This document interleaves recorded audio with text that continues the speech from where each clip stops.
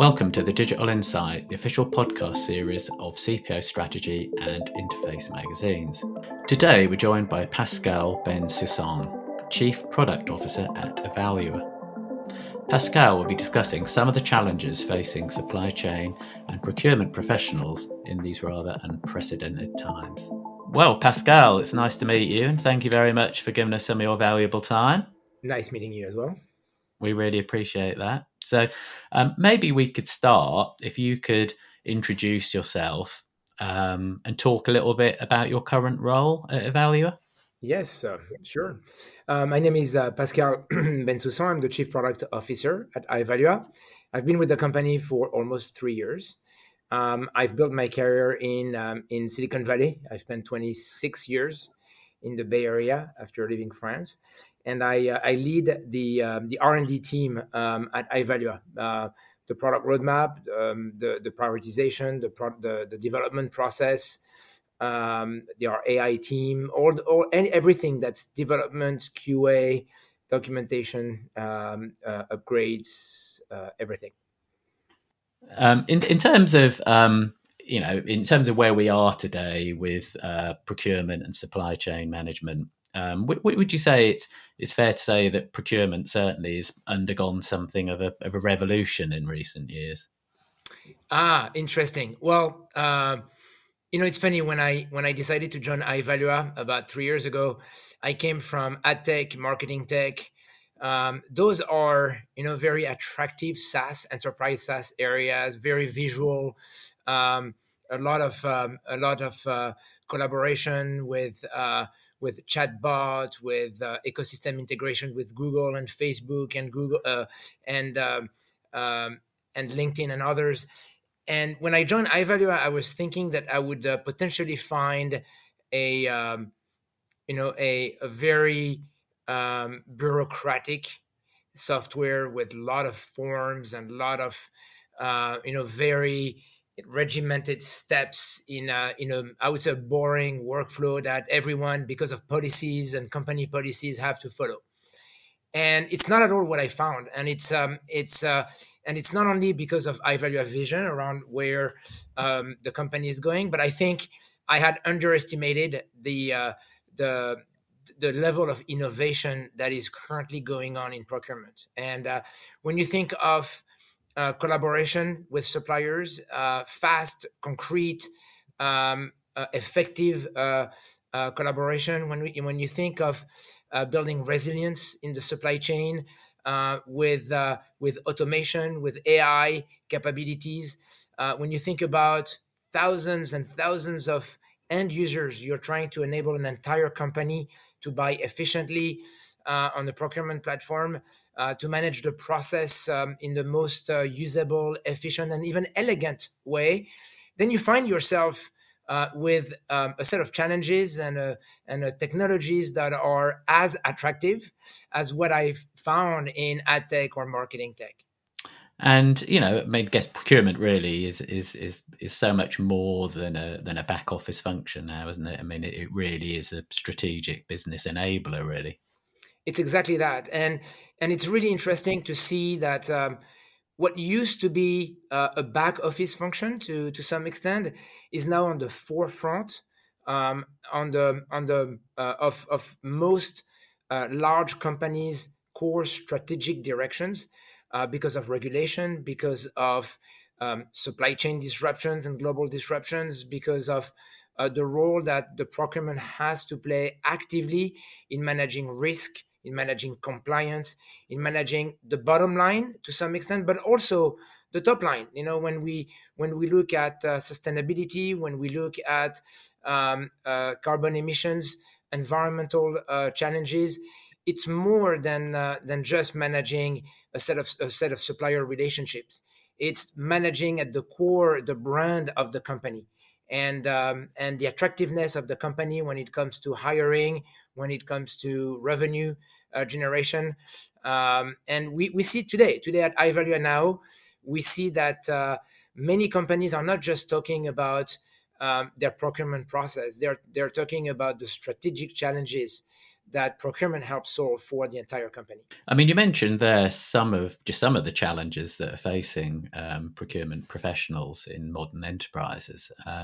Are there any kind of specific kind of use cases that are coming to you and asking for Evalua to change how they operate in terms of where we are right now?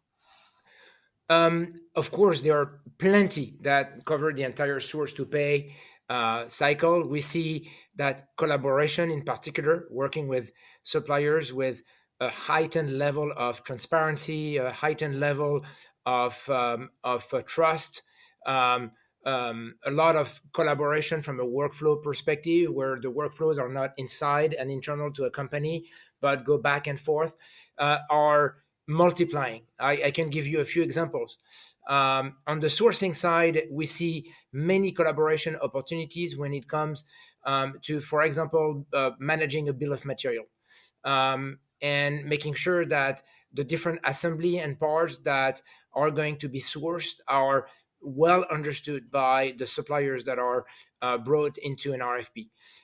We also see that we recently released a module called APQP, which is to help manage upfront the quality process around the specific products that will be manufactured or will be delivered by a supplier.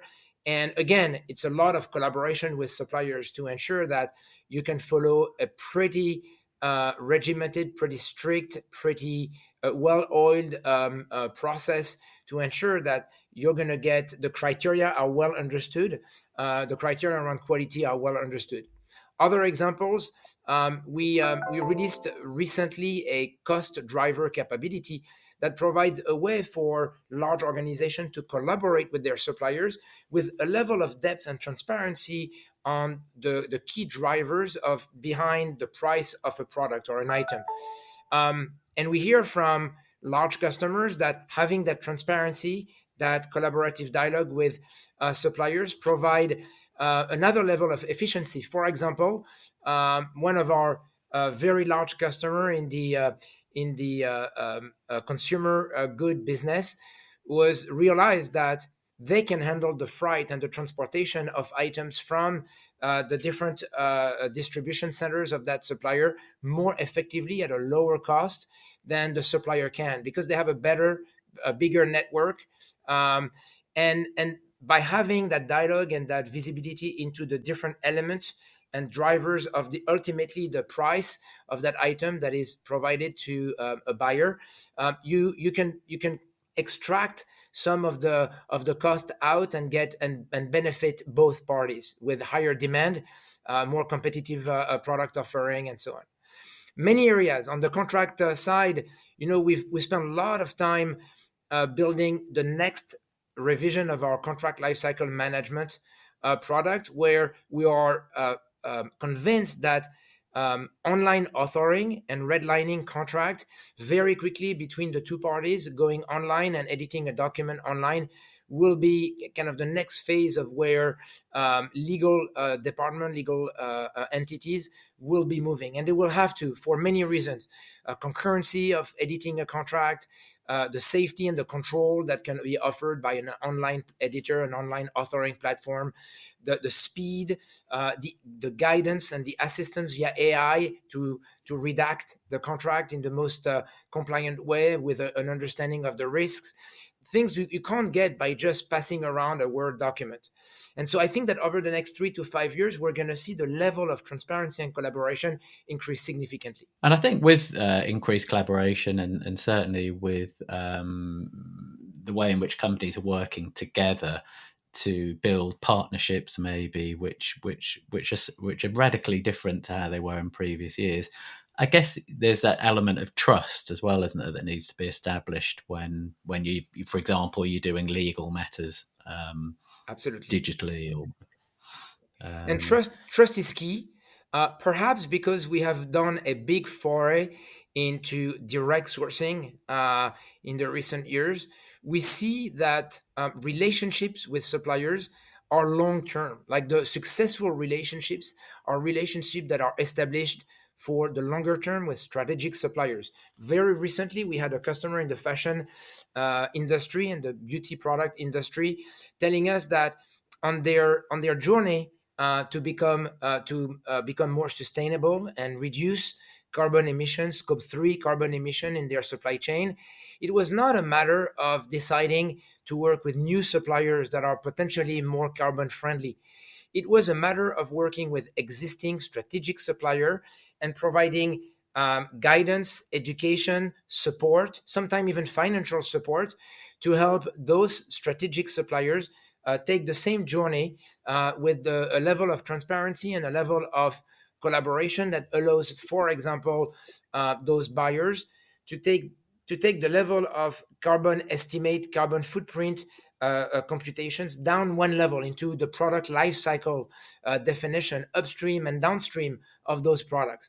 And that's only possible when you establish a relationship of trust with suppliers, and you can establish a long-term perspective on how you're going to achieve those major, significant, life-changing almost goals that are coming upon us via regulations, via critical changes in the market.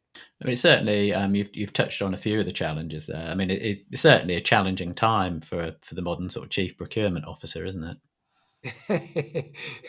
It's absolutely an interesting time. But as I said today, we see those big waves, pandemics, and biodiversity collapse, and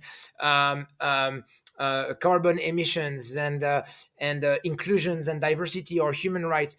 All of those waves of potential regulation, but definitely risk and compliance challenges, kind of coming at us. And I think those are more than challenges; they are opportunities to improve the efficiency, the resilience, the sustainability of the procurement process. And I think those are creating or putting the chief procurement officer on the forefront.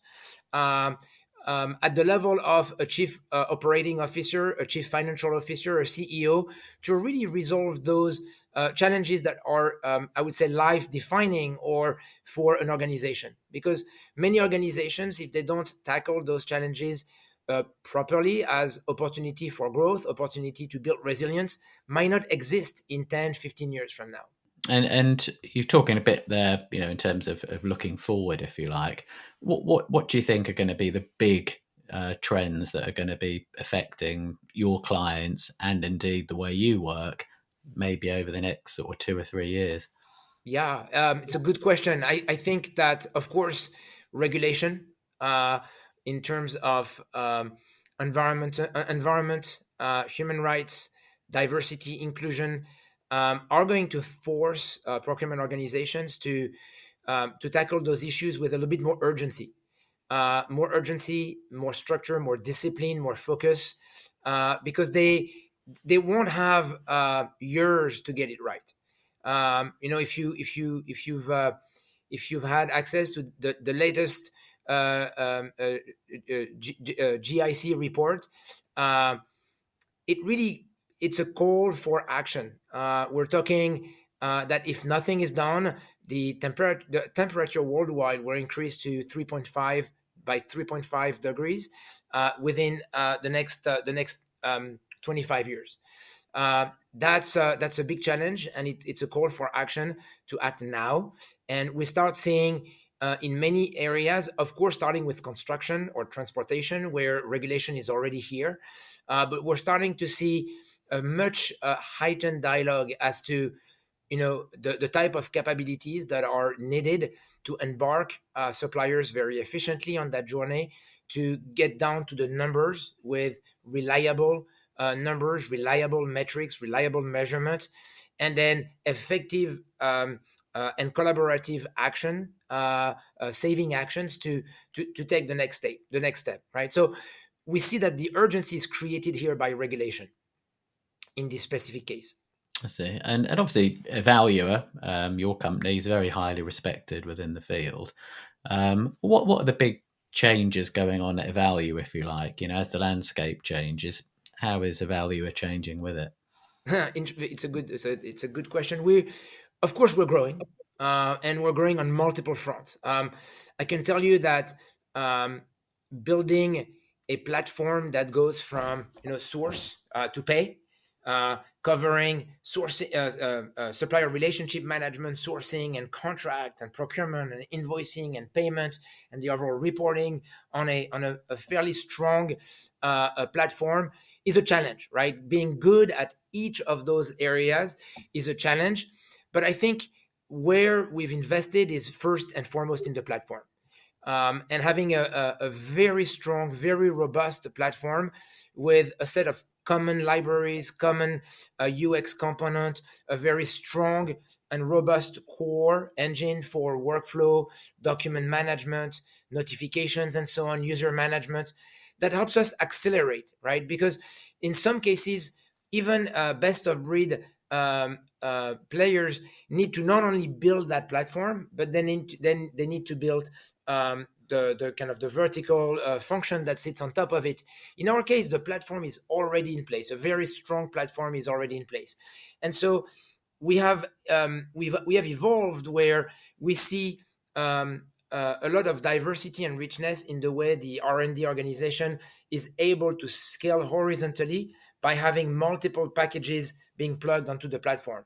And we have some of our most senior engineers and long-term engineers working on preserving the integrity of the platform. So that's one of the evolution that I see, is that there will be a multiplication of the number of solutions that are offered on top of that core platform. We also see that the ecosystem around Ivalua is maturing, and with it, because procurement and the Ivalua platform is not the only solution that our customers are looking for. So we see the need of uh, standardizing our APIs, our ETL connectors with ERPs increasing, because now we have a larger ecosystem of players working with and around Ivalua, whether it's third-party data players that are integrating their risk and compliance data within Ivalua, whether it's contract signature applications, whether it's payment engines or tax players in the tax area. We see many opportunities to bring in the Ivalua platform several unique players that provides advanced capabilities. And there must be sort of a great sense of community there, which probably wasn't really there that long ago. It's quite an exciting kind of forum. I'm glad you're using the term community, because we just announced our Ivalua community, which is an engagement platform allowing our customers to talk together between them on any topic. And we think that it's, at the end of the day, we're just a technology platform. We provide, great insights and templates and best practices, but we also want our customers to be able to talk together. We want them to share best practices. We want them to be able to build upon the platform and almost expand beyond the current capabilities of the platform by sharing ideas or by sharing their own experience through the implementation. As you know, our platform is very configurable and can be extended to a large extent. And so some of our customers may talk about how they dealt with tax compliance in a way that was pretty unique to them, but could be very valuable to another customer. And so all that intellectual capital that some of our customers are willing to share to receive, again, the same kind of insights from other customers is invaluable. In that vein, we recently, for example, launched our carbon footprint innovation cup, and we involve partners to submit a set of projects that they would configure to implement their innovation related to managing and reducing carbon footprint on the Ivalua platform. To do so, they have 2 weeks. So 2 weeks is a very short period of time, but it's enough to think through a new solution, design that solution within Ivalua, implement that solution, which will lead them on April 20 and 21st, will lead 19 projects across 15 partners to be presented in front of a global jury of CPO and sustainability officers that we've onboarded from a number of our customers and a few non-customers of Ivalua.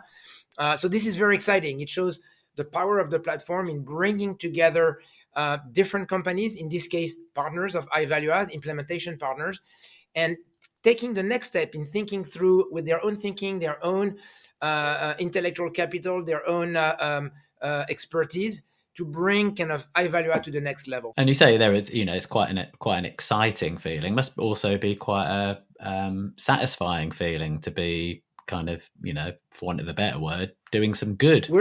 Yes, my father was a physician, and doing good was very core to his spirit and very core to our spirit as a family. So, I've always wanted to be part of something that helps, doing good. And I think helping the planet is a major challenge. And I think it's going to be a major activity that we're going to see is going to touch thousands, if not millions of people. Brilliant. Well, you have a nice day and have a good day tomorrow as well. And we'll be in touch. No worries. Thank you. Bye-bye, Andrew. Thank you for listening to the Digital Insight Podcast in association with the Interface.net and CPOstrategy.com. The Digital Insight is brought to you by B2E Media Limited. We hope you enjoyed this episode. Please remember to subscribe, rate and review. And don't forget to check out our podcast archive at www.b2e-media.com/The Digital Insight.